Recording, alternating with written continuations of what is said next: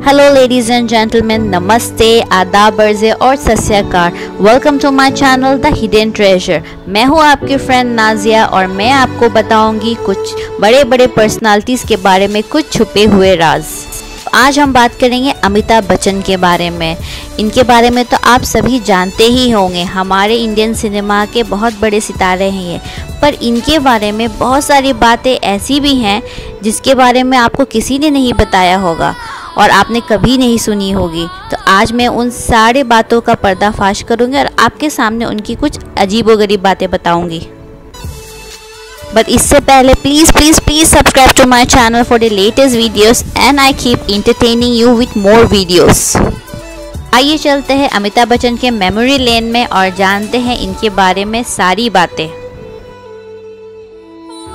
उनका जन्म अक्टूबर 11, 1942 में इलाहाबाद प्रोविंस में हुआ था, जो उस वक्त ब्रिटिश इंडिया के अंदर आता था, और उनका असली नाम था इनकलाब श्रीवास्तव। उनके पिता का नाम हरिवंश राय बच्चन था और माता का नाम तेजी बच्चन था। उनके एक भाई भी थे जिनका नाम था अजिताभ बच्चन। उनके पिता एक बहुत बड़े पोएट थे और वो एक हिंदू कायस्थ फैमिली से बिलोंग करते थे। उनकी माता तेजी बच्चन एक पंजाबी फैमिली से बिलोंग करती थी और वो एक सोशल एक्टिविटीज़ थी।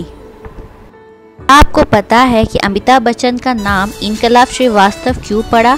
क्योंकि उनकी माता तेजी बच्चन सत्याग्रह मूवमेंट में गांधी जी के साथ एक एक्टिव पार्टिसिपेंट थी और इसी वजह से उन्होंने उनका नाम इनकलाब श्रीवास्तव रख दिया। अमिताभ बच्चन की स्कूलिंग जनाना बबोदिनी बॉयज़ हाई स्कूल इलाहाबाद से हुई थी। फिर वो कॉलेज करने नैनीताल चले गए और वहाँ के शेरवुड कॉलेज से उन्होंने अपना कॉलेज किया और उसके बाद किरोड़ी माल कॉलेज दिल्ली यूनिवर्सिटी से उन्होंने डबल MA की डिग्री ली। आपको पता है फ्रेंड्स कि फिल्मों में आने से पहले अमिताभ बच्चन का ऑल इंडिया रेडियो में एक न्यूज़ रीडर बनने का बड़ा सपना था, पर कैन यू बिलीव इट, उन्होंने उनको ये कह के रिजेक्ट कर दिया कि आपकी आवाज़ रेडियो के लिए सही नहीं है। उसके बाद उन्होंने बर्ड एंड कंपनी कोलकाता में एज ए बिजनेस एग्जीक्यूटिव के लिए काम किया था। बात करते हैं इनकी फिल्मी करियर के बारे में। इनकी सबसे फर्स्ट मूवी थी सात हिंदुस्तानी, जो कि 1969 पे रिलीज़ हुई थी। फिल्म तो बॉक्स ऑफिस पे फेल हो गई, बट इनकी एक्टिंग को नोटिस किया गया और उसके बाद ही उन्हें आनंद और गुड्डी जैसे मूवी में एज ए सपोर्टिंग एक्टर का रोल मिला और बेस्ट सपोर्टिंग एक्टर का अवार्ड भी मिला। उनकी सबसे फर्स्ट मूवी बनी जंजीर, जो कि जया बच्चन के साथ थी और वो बॉक्स ऑफिस पे हिट रही। फिल्म रिलीज़ हुई थी 1973 में। उसके बाद ही उनका हिट और फ्लॉप का सफ़र शुरू हो गया, लेकिन कूली उनकी ज़िंदगी की सबसे ख़ास मूवी बनी, जो कि 1982 में रिलीज़ हुई थी। फिल्म बॉक्स ऑफिस पे ज़बरदस्त हिट हुई, लेकिन इस फिल्म की शूटिंग के दौरान उन्हें ज़बरदस्त इंटरनल इंजरी हो गई थी और जिसके वजह से वो उनको हॉस्पिटलाइज भी करना पड़ा।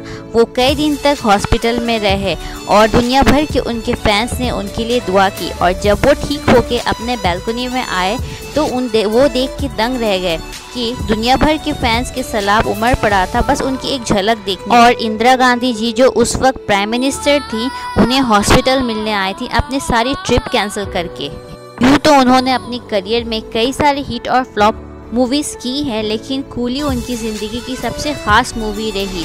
इस फिल्म में लास्ट में उनकी मौत के सीन को फिल्माया जाना था, लेकिन तेजी बच्चन ने स्पेशली डायरेक्टर से रिक्वेस्ट करके इस सीन को एडिट करवाया, क्योंकि शूटिंग के दौरान ही वो इतना सीरियसली इंजर्ड हो गए थे कि उनकी माँ तेजी बच्चन अब डेथ सीन से खफा हो गई थी और बहुत नाराज़ हो गई थी। इस वजह से उन्होंने इसे कटवा दिया। उन्होंने 15 मूवीज़ में डबल रोल प्ले किया, इंक्लूडिंग महान, जिसमें उन्होंने ट्रिपल रोल भी प्ले किया। 6 मूवीज़ में उन्होंने father and son look alike का रोल प्ले किया और उन्हें 4 टाइम्स नेशनल अवार्ड से नवाजा गया। 40 मूवीज़ पा, ब्लैक, पिंक और अग्निपथ जैसी मूवीज़।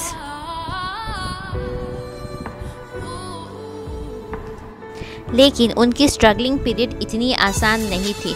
उनको फिल्मों में काम अपनी काबिलियत की वजह से नहीं, बल्कि गांधी फैमिली के कनेक्शन की वजह से मिली थी, in the recommendation of Indira Gandhi. Amitabh Bachchan Rajesh Khanna और शर्मिला टैगोर के बहुत बड़े फ़ैन थे और वो छोटी बहू के सेट पे सिर्फ इन दोनों का ऑटोग्राफ लेने पहुंचे थे। डायरेक्टर नासिर हुसैन ने प्यार के मौसम के सेट पर से अमिताभ बच्चन को बाहर फेंकवा दिया था क्योंकि वो अपने फ्रेंड शशि कपूर को वहाँ ढूंढते हुए पहुँचे थे। और यही नहीं, अमिताभ बच्चन आशा भोसले के साथ पतझड़ जैसी मूवी में काम करने वाले थे जो कि कभी रिलीज़ नहीं हुई। लेकिन उस फिल्म की मुहूर्त पे आशा भोसले ने अमिताभ बच्चन के साथ फ़ोटो खिंचवाना मना कर दिया क्योंकि वो उस वक्त स्ट्रगलिंग पीरियड में थे। और आशा पारेख जो कि उनकी को स्टार थी, उनके साथ काम करने के लिए इसलिए मना कर दिया क्योंकि वो बहुत लंबे थे और उनके साथ वो काम नहीं करना चाहती थी। Amitabh Bachchan and Dilip Kumar are the only actors to have topped Box Office India top actors ranking for 16 consecutive years. In the year 2000, Amitabh Bachchan was voted the Sherwoodian of the Century and was awarded Old Sherwoodian Millennium Award for Outstanding Achievement at Alma Mater Sherwood College Boarding School in Nainital. Amitabh Bachchan is the first Asian actor having a wax model at Madame Tussauds in London, UK. He is also suffering from a rare muscle disorder, myasthenia gravis and vitiligo. उनके पास जलसा और प्रतीक्षा नाम से 2 bungalow है और उनकी estimated property है $400 million.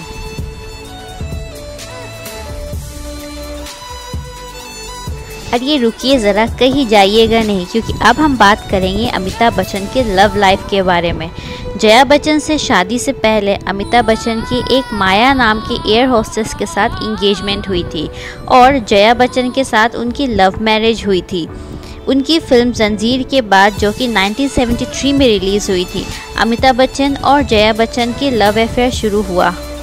वो जंजीर मूवी की सक्सेस पार्टी के लिए लंदन जाना चाहते थे, लेकिन उनके पिता हरिवंश राय बच्चन जी ने कहा कि अगर तुम लंदन जाना चाहते हो तो तुम्हें जया से शादी करनी पड़ेगी। और इसीलिए एक हश सेरेमनी के दौरान जल्दी जल्दी में उनकी और जया बच्चन जी की शादी करवाई गई, क्योंकि अगले दिन उन्हें लंदन के लिए रवाना होना था।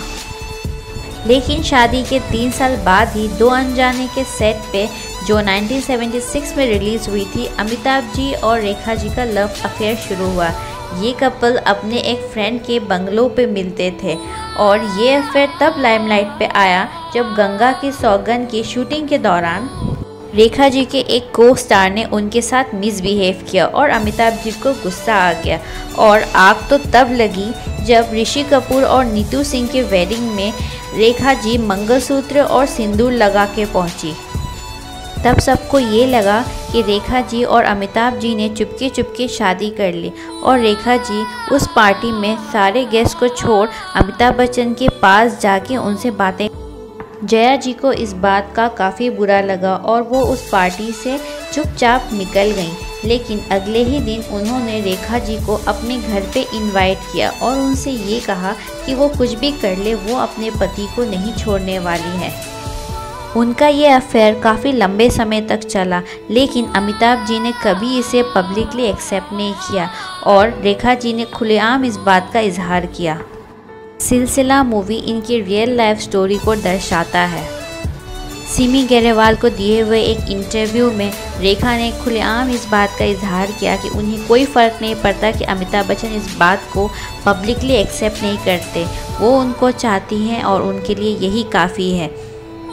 लेकिन जैसे जैसे वक्त गुजरता गया, रेखा जी को इस बात का एहसास हो गया कि अमिताभ जी अपने फैमिली और अपने वाइफ को कभी नहीं छोड़ेंगे और दूसरी औरत कहलाना उन्हें कतई मंजूर नहीं था।